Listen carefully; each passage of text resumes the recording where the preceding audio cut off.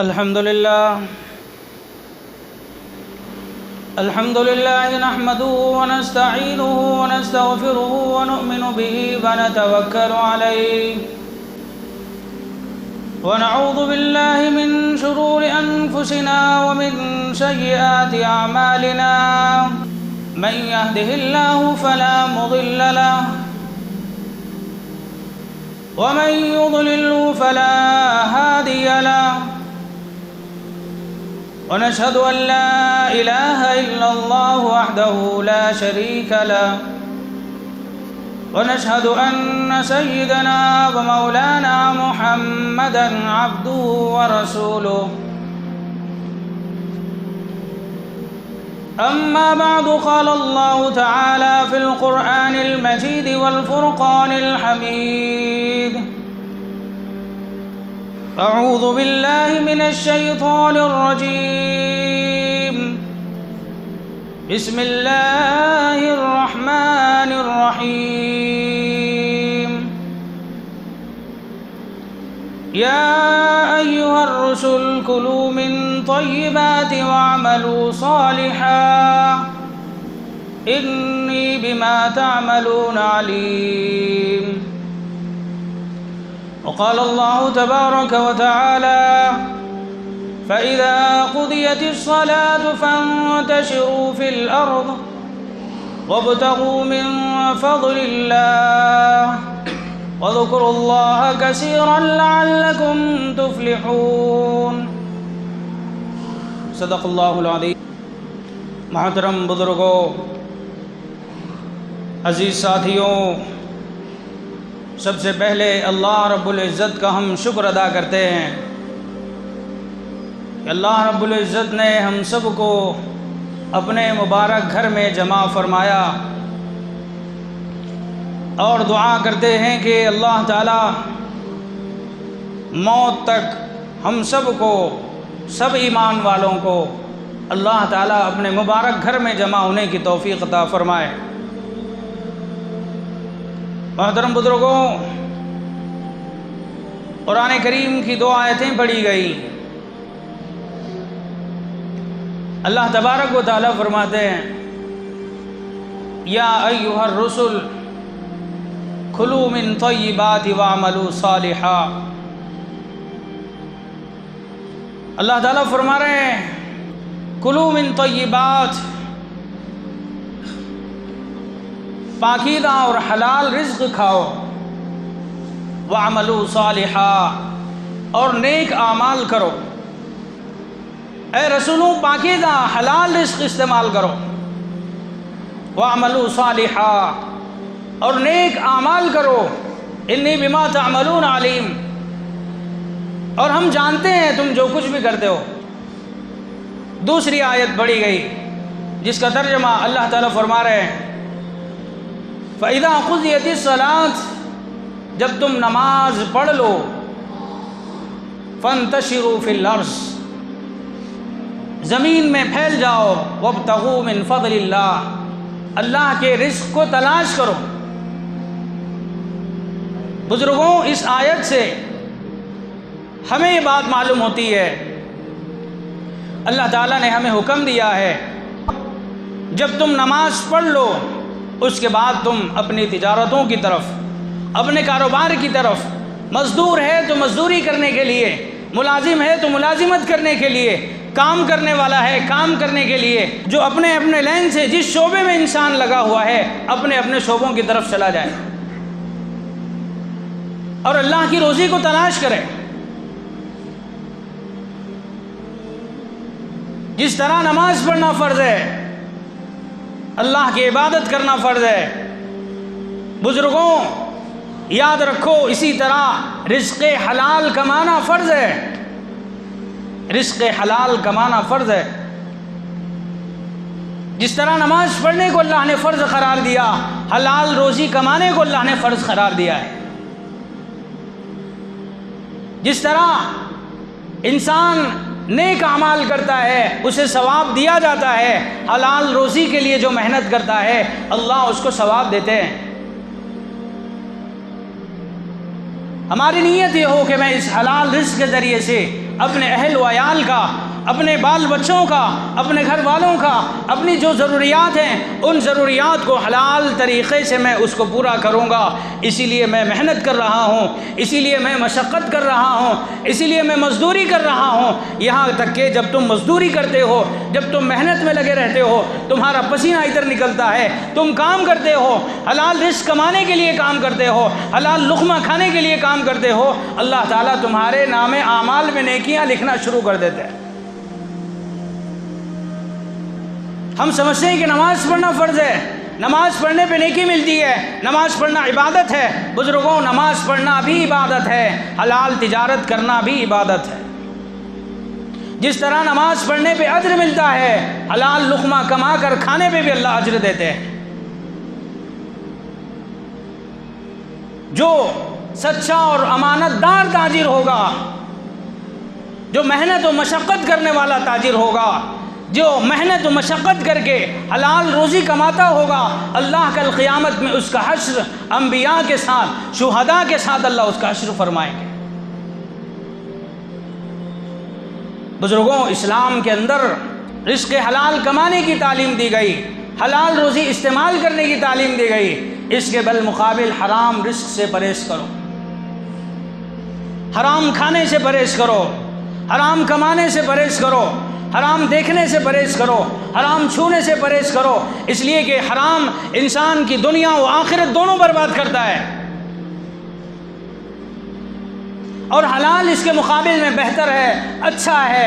اس کے ذریعے سے بزرگوں اللہ تعالیٰ تمہیں اجر دیتا ہے، حلال رزق کے ذریعے سے اللہ تعالیٰ تمہارے لیے جنت میں اعلیٰ سے اعلیٰ درجے دیتا ہے۔ حلال کمانے سے، حلال کھانے سے اللہ تمہارے نام اعمال میں اجر لکھتا ہے۔ اس لیے اللہ نے رسولوں کو تعلیم دی، یا ایھا الرسل کلوا من طیبات واعملوا صالحا، اے رسولو حلال رزق کھاؤ اور نیک اعمال کرو۔ ساری انسانیت کو اللہ نے سبق دیا، حلال کماؤ، حلال کھاؤ، حلال کھلاؤ، اس کے اندر تمہارے لیے عافیت ہے۔ لیکن اکثر یہ دیکھنے میں آتا ہے، اکثر مسلمانوں کا بڑا طبقہ، ان کی کمائیاں، ان کے کمانے کے ذریعے وہ حلال نہیں حرام ہیں۔ اسلام کے اندر حلال رزق کی تاکید آئی ہے، اللہ تعالیٰ نے حلال رزق کمانے کی تعلیم دی ہے، حلال روزی کھانے کی اللہ نے تعلیم دی ہے۔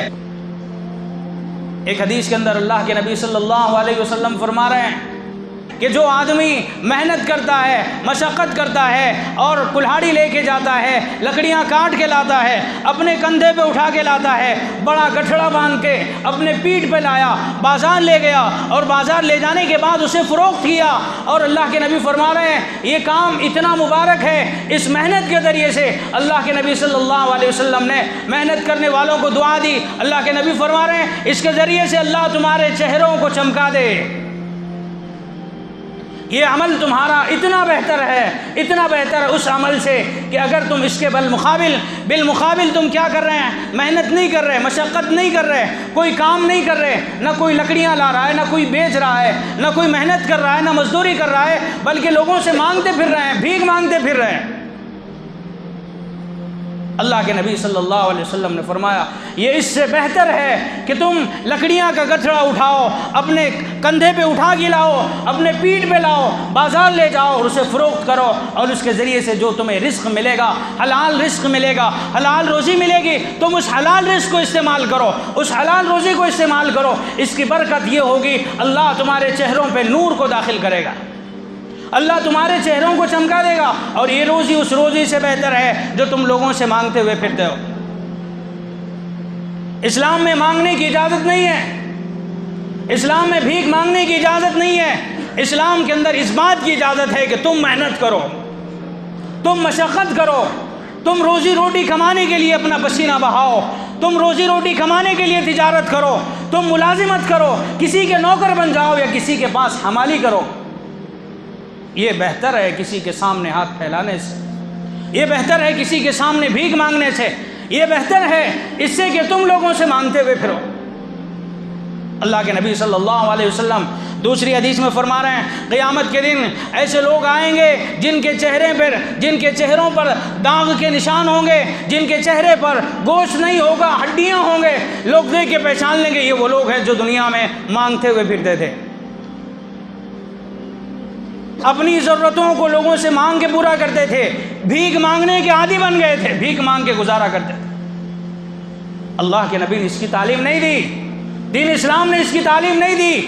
دین اسلام نے اس بات کی تعلیم دی. اللہ کے نبی صلی اللہ علیہ وسلم خود فرما رہے ہیں کہ تم جنگل کی طرف جاؤ اور لکڑیاں کو جمع کرو اور اس کا گٹھا باندھ کے پیٹھ پہ لے کر آؤ، بازار میں اسے فروخت کرو، اس کے ذریعے سے جو تمہیں پیسہ ملے، نفع ملے، اس کو استعمال کرو. اللہ اس کی وجہ سے تمہارے چہروں کو چمکا دے گا. اور یہ رزق اتنا مبارک، اتنا بہتر، اتنا بابرکت ہے اس رزق سے جو تم مانگ کر کھایا کرتے.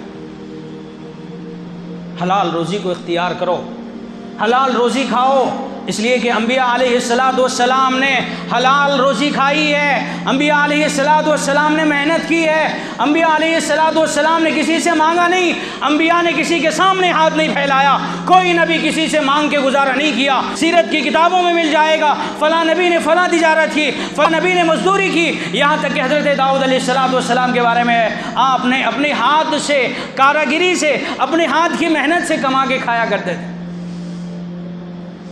آپ لوہے کی چیزوں کو بناتے تھے اور اسے فروخت کرتے تھے. اللہ تبارک و تعالیٰ نے بزرگوں اس کے اندر بڑی برکت رکھی ہے.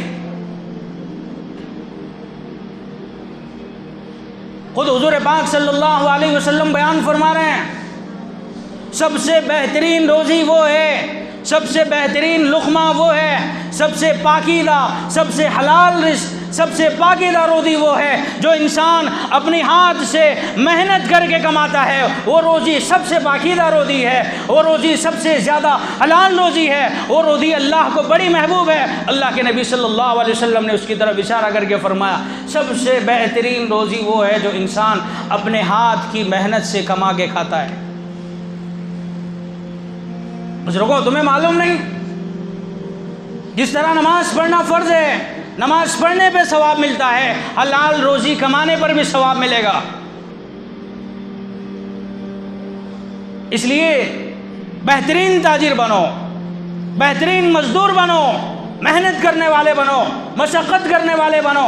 یاد رکھو اس شخص کی اسلام میں کوئی جگہ نہیں ہے جو بلا کسی عذر کے، بلا کسی پریشانی کے لوگوں سے مانگتا پھرتا ہے. اللہ کے نبی نے اس کو پسند نہیں فرمایا. یہ انبیاء کا طریقہ نہیں ہے، یہ صحابہ کا طریقہ نہیں ہے، یہ بزرگان دین کا طریقہ نہیں ہے. اس لیے بزرگوں محنت کریں، مشقت کریں. حضرت انس رضی اللہ تعالیٰ عنہ روایت کرتے ہیں اللہ کے نبی صلی اللہ علیہ وسلم کی خدمت میں ایک انصاری صحابی آئے. انصاری صحابی معلوم؟ انصاری کسے کہتے ہیں اور مہاجر کسے کہتے ہیں؟ یہ دو باتیں بھی سمجھ لو. مہاجر ان صحابہ کو کہتے ہیں جن کو مکہ میں ستانے کے بعد انہوں نے وہاں سے ہجرت کر کے مدینہ گئے.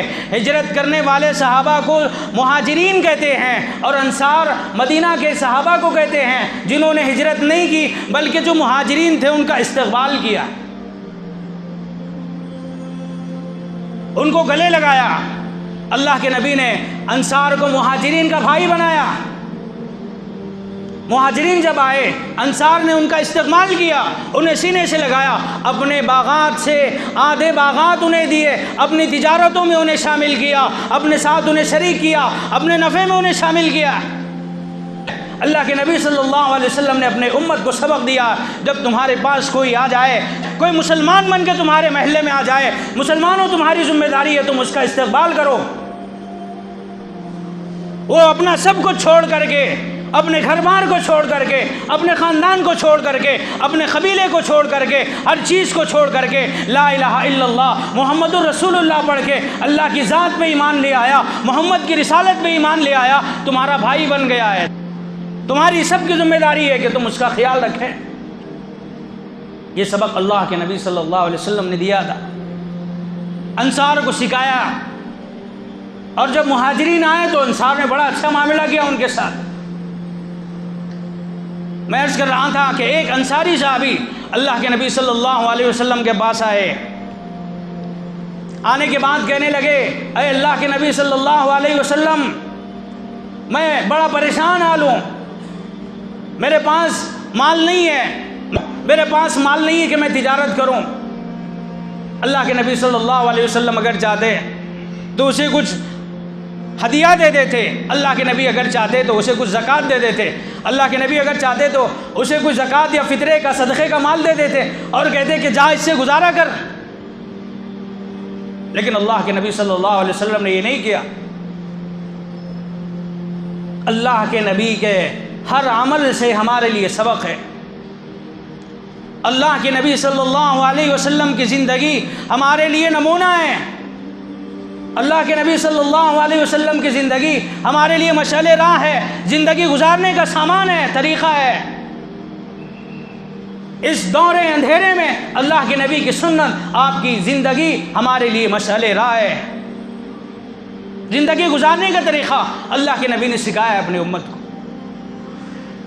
جب وہ شکایت لے کے آئے اور کہنے لگے کہ اللہ کے نبی میں بڑا پریشان حال ہوں، میرے پاس کھانے کے لیے کچھ نہیں ہے، میں پریشان ہوں، اللہ کے نبی صلی اللہ علیہ وسلم نے کیا کہا؟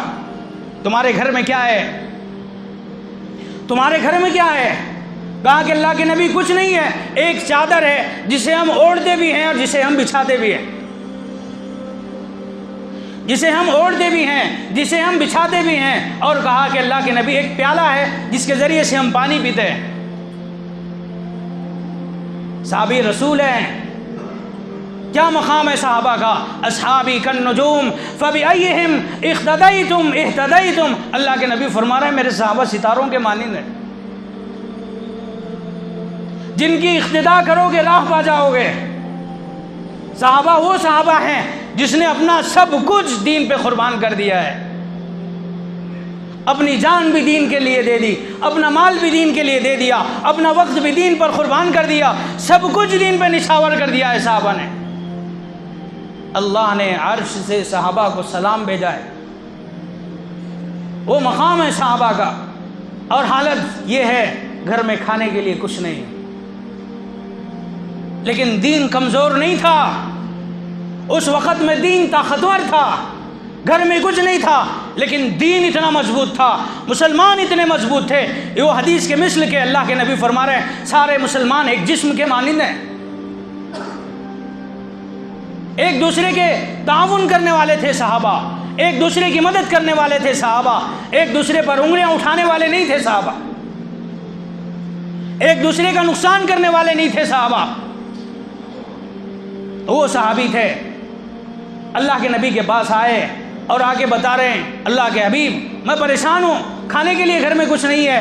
اور اللہ کے نبی کہہ رہے ہیں کہ تیرے گھر میں کیا ہے؟ کہا کہ ایک چادر ہے جس کو ہم بچھاتے بھی ہیں، جس کو ہم اوڑھتے بھی ہیں، اور ایک پیالہ ہے پانی کا جس کے ذریعے سے ہم پانی پیتے ہیں۔ اللہ کے نبی نے فرمایا وہ دو چیزوں کو لے کر آؤ۔ وہ دو چیزیں لائی گئیں۔ اللہ کے نبی صلی اللہ علیہ وسلم مجموعے میں کھڑے ہوئے صحابہ کے درمیان میں اور فرمایا او میرے صحابہ کون اسے خریدے گا؟ کون اسے خریدے گا؟ ایک صحابی اٹھے اور کہا کہ اللہ کے نبی میں خریدوں گا۔ کہا کتنے میں خریدے گا؟ کہا کہ 1 درہم میں خریدوں گا۔ اللہ کے نبی نے کہا کہ نہیں، 1 درہم میں نہیں بیچیں گے بلکہ 2 یا 3 درہم میں بیچیں گے۔ دوسرے صحابی کھڑے ہوئے اور کہا اللہ کے نبی میں اس کو 2 درہم میں خریدتا ہوں۔